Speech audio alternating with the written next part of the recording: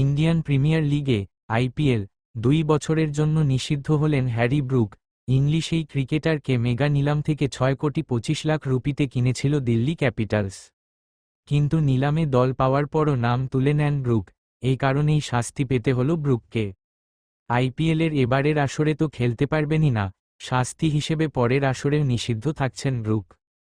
তার নিষেধাজ্ঞার এই খবরটি ইতোমধ্যেই ইংল্যান্ড অ্যান্ড ওয়েলস ক্রিকেট বোর্ডকে ইসিবি আনুষ্ঠানিকভাবে জানিয়ে দিয়েছে board of control for cricket in India BCCI.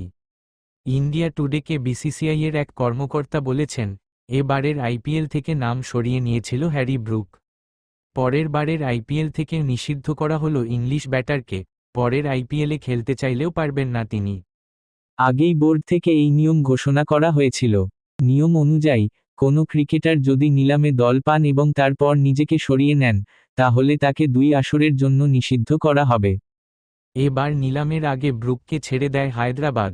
নিলামে 6 কোটি 25 লক্ষ টাকায় ব্রুককে কেনে দিল্লি ক্যাপিটালস, কিন্তু দল পাবার পর ব্রুক জানিয়ে দেন যে খেলতে পারবেন না তিনি, তাই তাকে নিষিদ্ধ করেছে কর্তৃপক্ষ। ইংল্যান্ডের এই ক্রিকেটার জানিয়েছেন, আগামী দিনে তার আন্তর্জাতিক ক্যারিয়ারে সবচেয়ে গুরুত্বপূর্ণ সময় আসতে চলেছে। তার আগে নিজেকে তৈরি করতে চান তিনি, সেই কারণেই আইপিএলে খেলতে পারবেন না।